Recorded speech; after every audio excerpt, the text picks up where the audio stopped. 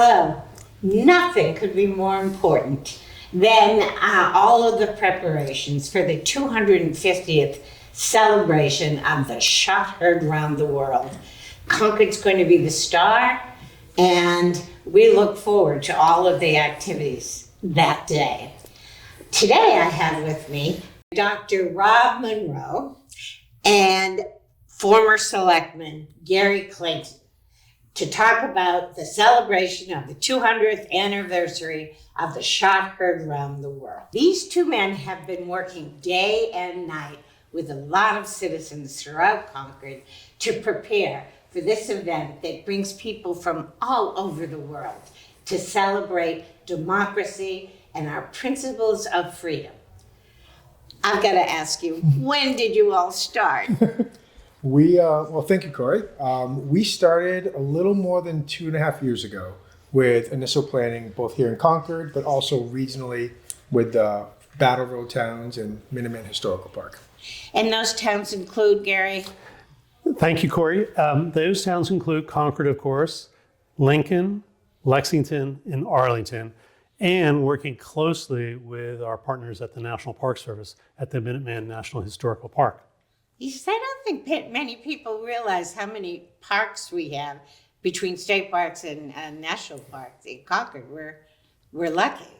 We are very lucky. And the historical park provides such an important focus on what we're looking to celebrate as part of the 250th anniversary of the beginning of the American Revolution, because that is now in the park. It's permanently protected for all of the residents of the United States and beyond. And beyond, because I used to live on the same street as the old North Bridge. And sometimes at extraordinarily early moments in the day, see people from around the world. It's almost like a religious experience.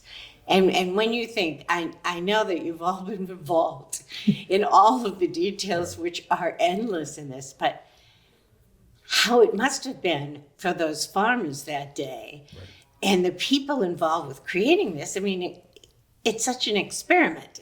Nobody had done it before. Right. Yeah, and I think to highlight that, they didn't know their legacy and the hold it would have 250 years on, men, women, enslaved, free folks. Here in Concord, really, like you said, it's a pilgrimage site for so many people as we think about the founding of this country. And so it's very special to have a small little village here have such a national and international impact. Yes, we have a lot of revolutions here too. Certainly. The one for the country, transcendental. Absolutely. Yeah, and it's amazing where we sit just a few feet away, for instance, from the Wright Tavern. You know, it's the fact that structure was standing on April 19th, 1775. It's where the Provincial Congress gathered in the year before, as we were beginning to look at and think about perhaps a different way to govern ourselves.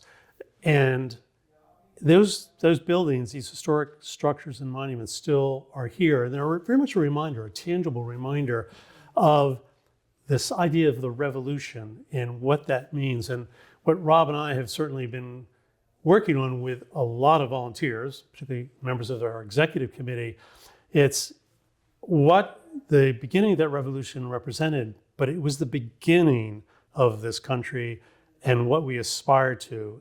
And what we can study and honor is what we have done to realize those aspirations over the last 250 years, but also mindful of the work we still have to do. That is part of what it means to be an American. Yes, this is democracy takes a lot of participation. Well, the participation that I'd like to find out is what's happening behind the curtains, because I know how hard you've been working. This has been a day and night operation for you. Yeah, we like, as Gary alluded to, we have an executive committee of 12 members who represent a significant amount of municipal and nonprofit and business experience and expertise. We also have upwards of 80 volunteers that serve on subcommittees, local residents who are interested and excited to participate in these events. We also have been working closely with our the Battle Road towns, we have an intermunicipal agreement. So we have an additional couple hundred volunteers across the 4 towns who are ensuring that this is a regionally successful endeavor too. But as you said, evening, early mornings, all day. Yes. It's certainly taking a village and then some to put this together. Well, I was listening quite closely to the meeting you just had with business leaders in the community, because it does present some operational logistics for them. Absolutely. The roads that are going to be closed. So what would you advise a Concord citizen or somebody visiting, especially with road closures? How do we handle that, Gary? So you're right. It's an important facet of our overall planning, particularly for Saturday, April 19th. And that planning began 2+ years ago. Mindful that the calendar, we shouldn't forget just the sequence of secular and religious holidays that all falls within this week. There's Passover, the week of beginning prior to the 19th. There's Patriots Day that we're celebrating here in Concord on Saturday the 19th. Sunday is Easter Sunday. Monday is Marathon Monday, the Boston Marathon. So it makes it more complicated, even more complicated than it had been. It's complicated in part because the resources we need to draw upon to help ensure we have a safe and enjoyable program and events here in Concord, some of those same resources are being drawn to address these other events and activities going on, particularly the Boston Marathon. So one of the groups that we worked with and reached out early was with the Boston Athletic Association, because they're done these kinds of major events. They have insights and resources that were helpful to guide us in our efforts. The effort has been, in terms of road closures and parking lot restrictions and the like, something, again, we've worked on for a period of time. The plans are becoming now much more solid, more crystallized at this point. And what individuals want to do and should do is stay in touch. And there are multiple ways to stay in touch, but it does require you to either look at various digital platforms that are available, including concord250.org.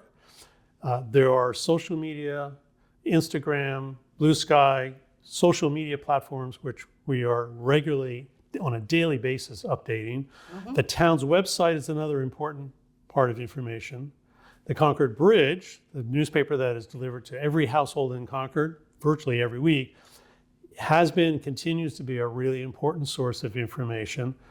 And we will be producing even more hard copy information about particularly the day's events on April 19th, including maps and activities and programs, as well as amenities that everyone will be interested in needing to use in one form or other. Yes. The food trucks. The food trucks, restrooms, everything. And so it's, for example, so there's a lot of information. It is available, but it takes that step to reach out.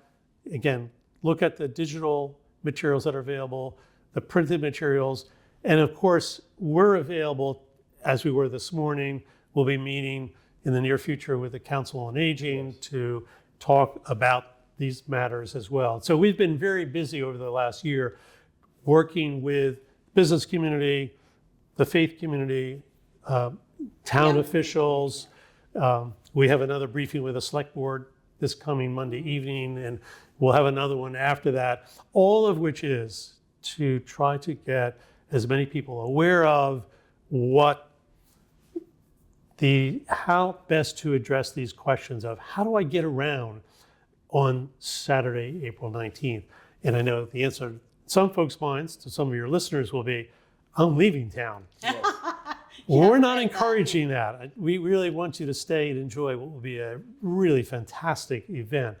But yeah, you do need to have some information to know how best to navigate and to enjoy and be safe. Now, one of the things is a neighbor was concerned about what elderly do, and I'm really happy to hear that there's going to be seating and a jumbotron at the umbrella. That's right. So that people who have mobility issues or just the stamina. The day starts at what? 6 a.m. 6 a.m. Yeah. goes to With the 9 dawn a.m. salute. Yeah. I don't think I've done a 6 a.m. Yeah. to 9 a.m. day in a while. So It's a busy day. You're going to be a very busy Yeah, day. get a lot of steps in. Yeah. For sure. I hadn't thought about that, but people who do count them will be very happy that day. And thanks to Minuteman Network, there's an opportunity for people to watch at home. If Yes. they Exactly. choose to Yes. come for a little bit and want to go back home or stay at home. That is not a bad option, because one of the things I used to do in the legislature is leave the chamber and go watch it in the lounge. Yep. Because if you really want to hear a debate over the din of everybody That's when you do talking, it. Yeah, it's like true. sports. that's right. Yeah, that you want to see the event, seeing it on television is more precise. So, what has been the biggest surprise in planning for this? The things we couldn't anticipate is how many people are going to come. Yes. And so I think the big surprise would be the day of. Yes. When we finally get a chance to see, our numbers were really close or our numbers were really off. That said, I will say our public safety plan and our scheduling plan is such that it's scalable. And so if we have 25,000 people, we have that covered. If we have 10 times that number of people, we have that covered, to make sure that it's going to be safe, it's going to be fun, enjoyable. And so that to me will be the biggest surprise. Well, I'm really impressed by the work that Fred Ryan, former chief of police of Arlington, has done to coordinate all the security that day. Because Yes. people are concerned. about Absolutely, and understandably so. And sadly, because we've seen events like in New Orleans or the German Christmas markets, and so we're very mindful of that, and we're working closely. This is Fred working with his counterparts in the public safety team, which include public safety personnel here in Concord. And when we talk about public safety, yes, we're talking about fire, we're talking about police, we're also talking about public works, talking about public health, mutual aid. There's a lot of players involved in this. And as Rob mentioned, that team has been working on and has developed a very robust public safety plan that's done in conjunction with the other Battle Road towns, with the National Park Service. We're also working and have been working, we'll continue to work closely with the Massachusetts Emergency Management Agency, FEMA, and Department of Homeland Security. So there's a lot of thought and planning going into this. And what we want to convey is that we're doing everything we can to make this a safe and enjoyable event. A lot of the safety aspects of our public safety plan you will not see, and that's because it's a lot of behind the scenes work. But there will be command centers set up where we'll have enhanced communication capacity to address a wide range of needs. And we're confident that we are doing everything we reasonably can to ensure that it'll be a safe and fun and enjoyable day for everyone. And Robin, you've also designated and trained some of us to be ambassadors that day. So that there'll be volunteers with Orange Fest. Orange Fest, yeah. Orange Fest throughout the activities. Yes. So if anybody has any kind of an emergency or concern, they have identifiable people. They do, and as of right now, Court Booth, who's one of our ambassador coordinators, has, I think, recruited up to 150 ambassadors, volunteers. If folks are interested, we still have availability for more.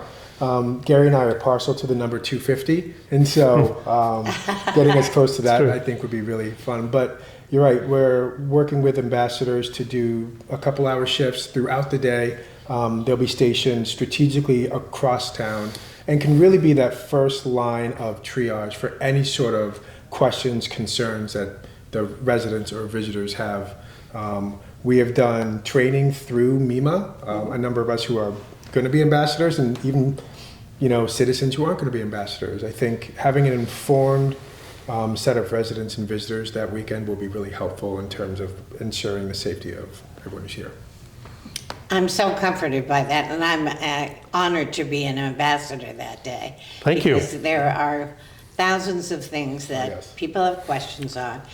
One of the things is that I hear the bridge is going to do a pullout on the events and what roads will be closed Yes. and everything else. So I think it's really important for the folks in Concord, make sure you get your bridge. Yes. Keep that pullout handy so that you know how to navigate, because this is one of the biggest celebrations of democracy this year. That's right. When we need it. Yes. Sometimes I think the gods are messing with our heads, but I think there's a reason why we're celebrating the 250th this year, to remind people just what a miracle happened that day. That's right. So thank you both. Thank you both for your hard work. And I owe you a drink, each one of you, We look forward to it. Yes, indeed. Thank you, when Cory. it's all done and we can celebrate. After right. April 19th. That's Yes. right. Thank Thanks, you. Cory.